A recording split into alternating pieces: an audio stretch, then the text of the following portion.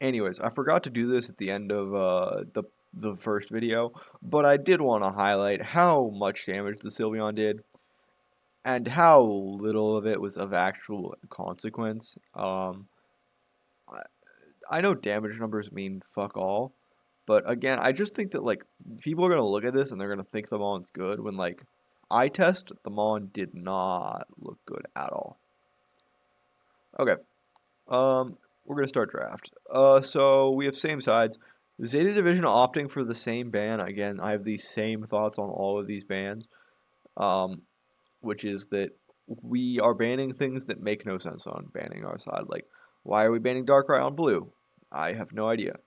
Um, so they pick Ho again. Like I said, I have no problem with this. I think it's fine. It's not great, but it's fine. I have no problem with the Umbreon. I don't know why we're picking Zoroark on two. This is crazy. You want them to pick Zoro. Like, the reason that you won last game was not because the reason that you were behind was not because of Zoroark. And if they think that the reason they're behind is because of Zoroark and not because of their bot lane not securing a single piece of the enemy farm when they had the freest fucking lane of all time, I can't really help them. Like, I think that genuinely they had a good spot that they were in and they just like couldn't convert on anything. When like they had two of the easiest conversions, I think. Like all you needed to do was not break bot pad or get a single piece of farm, and you didn't do either, and so you were so far behind that the game felt impossible to play. You got a lucky pick, and then you're going and you're like, oh yeah, like Zoro was the problem. No, it wasn't. Get the fuck out of here. Like I said, I still hate Dodrio on two, Mew on three. Good, makes sense. Next, what are we looking at? What the fuck? Okay, one sec. What the fuck? Um,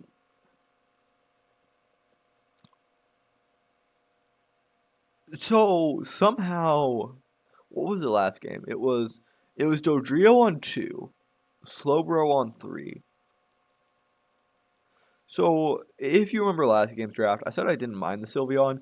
In this game, I fucking hate it because like so this is a dive comp, right? Dive Mon, pick Mon, and then I'm gonna say that this is a front to back Mon. Like none of these at least like I could like see a semblance of a like reasonable team fight with the Slowbro and the Sylveon and the Dodrio, right? Because the idea is that like the Slowbro is going to like either find a pick or like do some follow up, and that'll allow the Sylveon to make some space.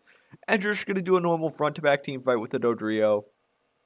You just don't immediately die with the Dodrio, and you're honestly in kind of a fine scenario. It's a little bit rough, but it's, kind of fine. It's not great theming, but it's not the worst theming of all time. Like, these Mons have no way to play together. These two have no way to play together. And these two, like, can play together, but it's, like, kind of rough, I feel like, because you're trying to, like, make sure that you're perfectly spacing your shotgun voice into the the fucking rock tomb. Also, let me be clear, I predicted it. They're gonna look at the Sylveon, they're gonna think it was good when it did like 75k of the most meaningless damage of all time. Because none of the Sylveon damage actually was impactful in the game. Um, and then we have Blissey and Sarina. I kind of hate this, to be honest. It's not, to be clear, none of this is bad. Like, this is not bad, this is not bad. And, like, even the Dodrio with this, although I don't like it on 2, I think it's really bad on 2, I think that they've sort of, like, worked it out with the Sarina, because I think the Sarina complements the Dodrio really nicely. Like, I think they work very well together in terms of, like, a dive comp. This is sort of like a dive comp in my opinion, because I think that the end goal is for these two to go in, and then you're gonna have the Mew follow up probably with like a coaching onto somebody, or it's just gonna hopefully get a lucky Solar Beam, and then you're gonna use the not Sky Attack, the Wings of Fire Circle. I don't know what the fuck the name is. To follow up with the Ho-Oh, and then the Blissey will just use its ult on somebody, and it'll be fine. Blissey can fit in any composition really without it being a detriment. So that's what we're sort of looking at. Like I said, I still don't love the Dodrio. I don't love the Sarina. I think it's probably good though here. The only issue that I have with it is pretty XP hungry in my opinion. I think that when you're like looking for the Sarina, like I said, I like pairing her with the Mew bot, but that means that your lane top is Blissey Ho-Oh, which actually isn't bad into what they've shown so far. But obviously that's what they've shown so far. Um, I also don't think that's going to be the lane. I'm pretty sure it's going to be this lane and this lane again. And I hate the double melee bot lane unless you know it's a double melee bot lane because again, the only reason that they won last laning phase is because the Slowbro couldn't secure anything and the Sylveon had no damage to secure either. Like they got away with fucking murder.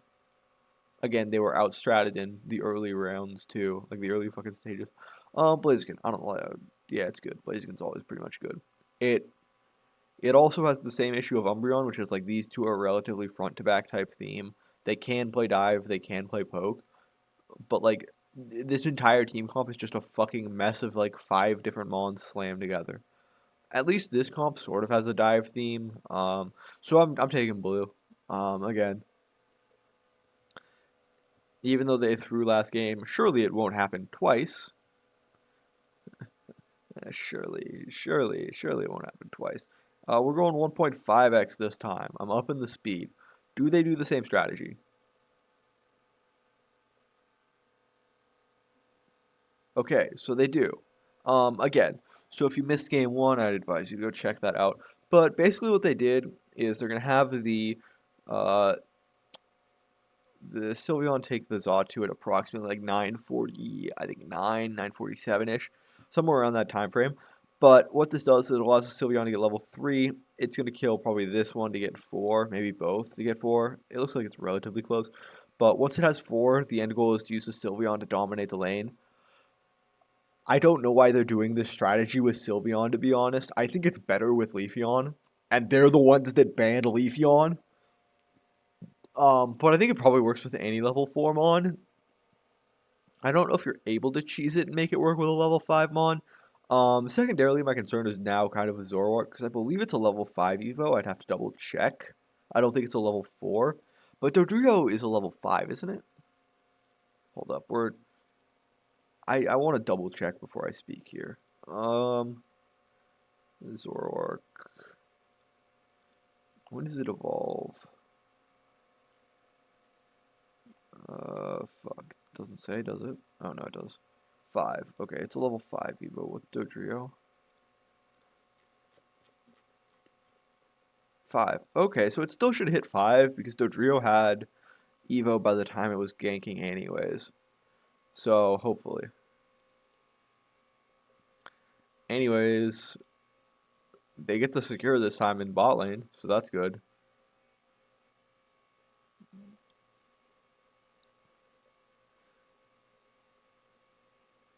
I mean, good laning phase so far for them. Much better than last time where they just kind of got run in and over.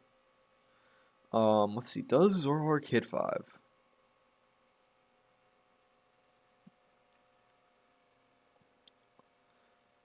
Okay. This is kind of rough.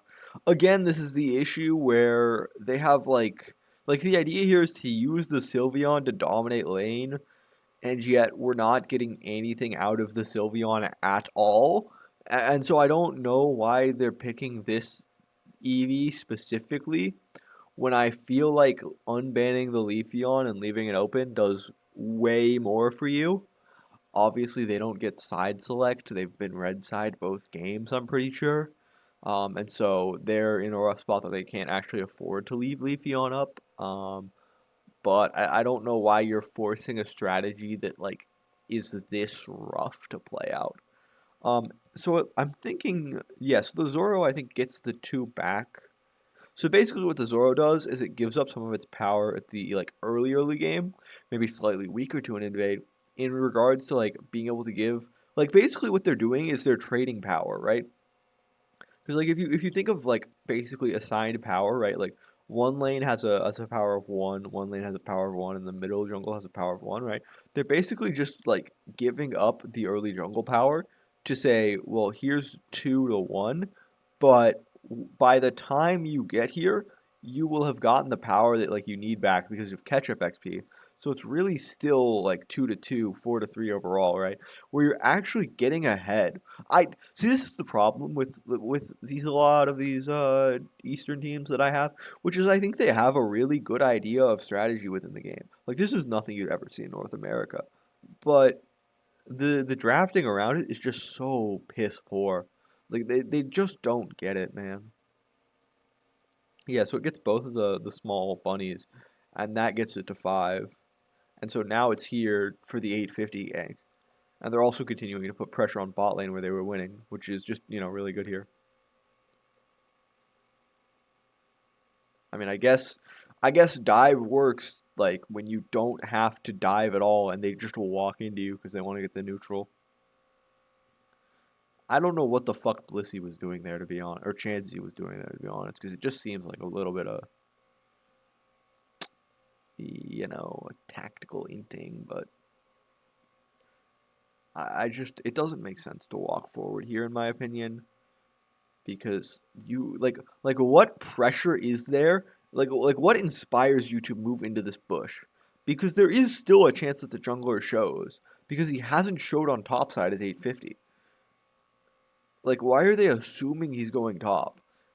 Like also you're playing against a crustal. Why are you walking into the crustal? It's a fucking death trap. I don't get it. Anyways, the bot lane's kind of fucked, so that's good in terms of red side.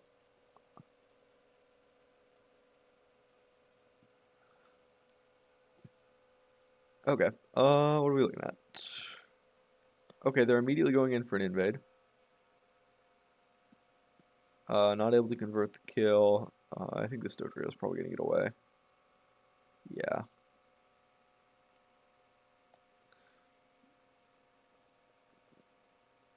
Mid V's. So game is basically even. Uh, the Sylveon has not converted any of its early lead. Remember, it was level 4, basically coming out of the laning phase, and hasn't leveled up since.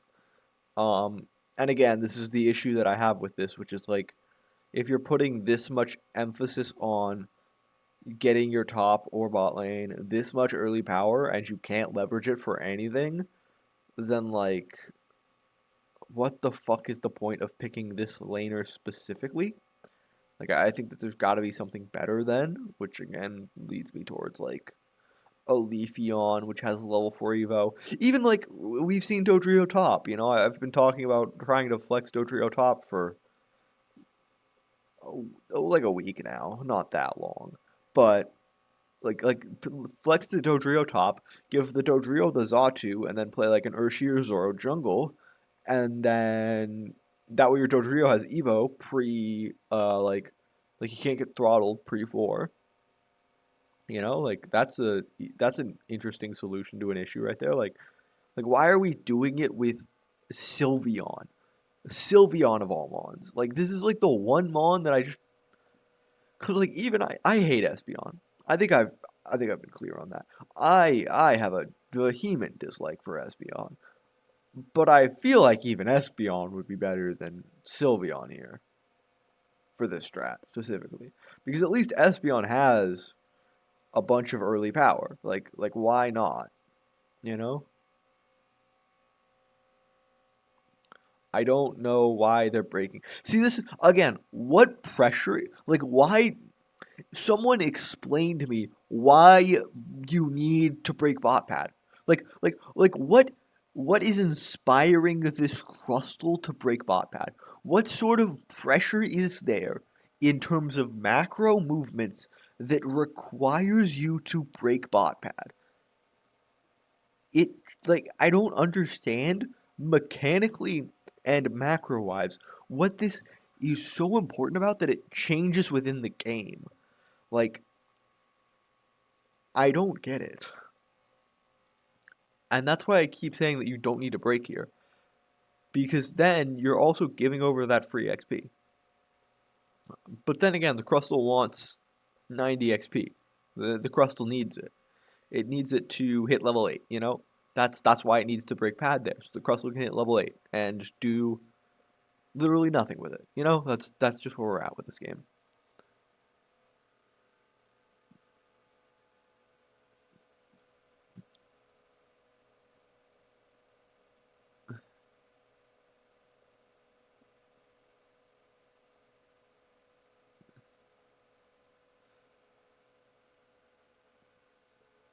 Okay. I mean, these team fights look really bad for blue. Like, this looks really hard to play out. Then again, I don't know. Ho-Oh just comes in clutch, I guess. Yeah, I good Ho-Oh res, because what, they get one kill on the Mew, kill the Dodrio. Does Ho-Oh get the res on both? No, he only gets the res on Dodrio, but the Dodrio ult is big. Allows him to clean up a little bit more. I just don't. This is another one of those quirks in this game where, like, there's really not a whole lot of reason to be fighting over this. Like, I think once you kind of get the Mew, you kind of want to just move out of there. It's a little bit risky to stay. I think they're trying to break pad. Again, 880 XP. That's what they just did. They gave 880 XP. That's why they took this team fight. 880 XP. It doesn't make sense. There is no reason to break pad. Like, all level 10 Mons, you need 880 XP. That's going to make the difference. Also split over 2 Mons, so it's really only 440. You know, like, it's not. Nothing changes with that amount. Like, that's the problem here. And now, even though you're technically ahead, right? You see 73 point difference. What are we looking at for level delta? Okay. So, hold up. Let me support XP shareholders. So these guys are both, what, 1 down? Nope. So you're 0 down, you're 1 down. Bot laners would be, so top laners are even, 0 down. Bot laners, junglers, your jungler is +1. And then your bot laner is 1 down. Yeah? Yeah. Because it's 12. Or no, it's 2 down, 2 down. So you're really only down 2 levels right here. And they are levels that matter. Because this is probably the most important one to get levels on. If only there was, like, I don't know, 6 camps available to farm that wouldn't be there if they didn't break pads. Serena is now level 11. 1 level delta, by the way.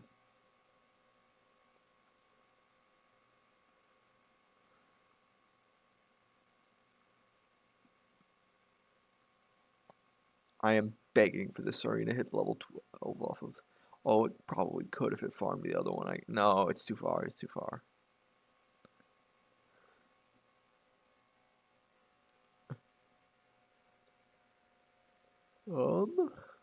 Okay.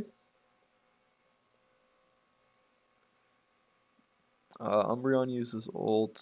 Dodrio has not. Serena just did. All these ults will be back up in time. Okay, they get the kill on the Mew. Again,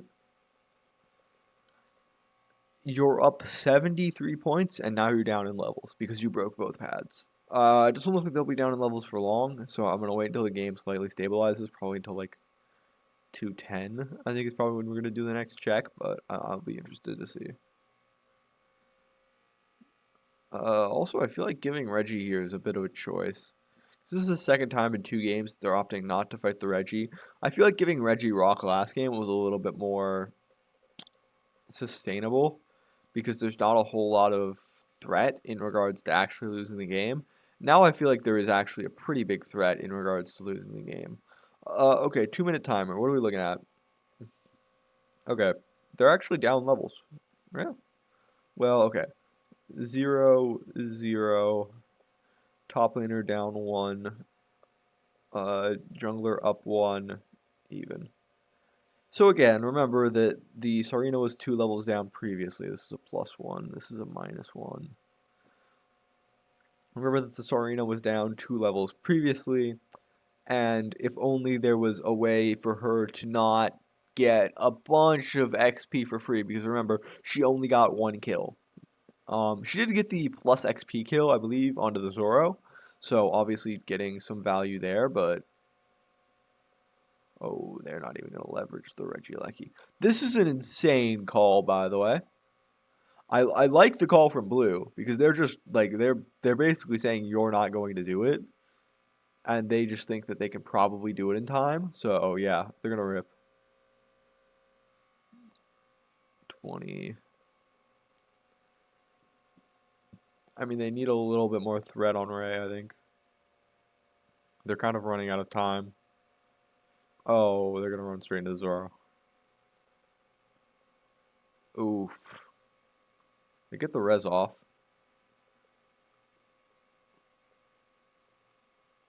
This game is cooked. Yep, game over.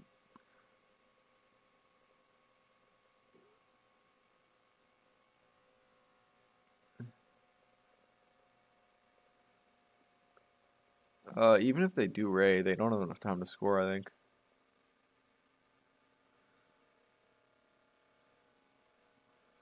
10, yeah. GG's. 4, 3, 2, wait. Oh, yeah, it doesn't matter because Zoro scored 100 on the other side of the map.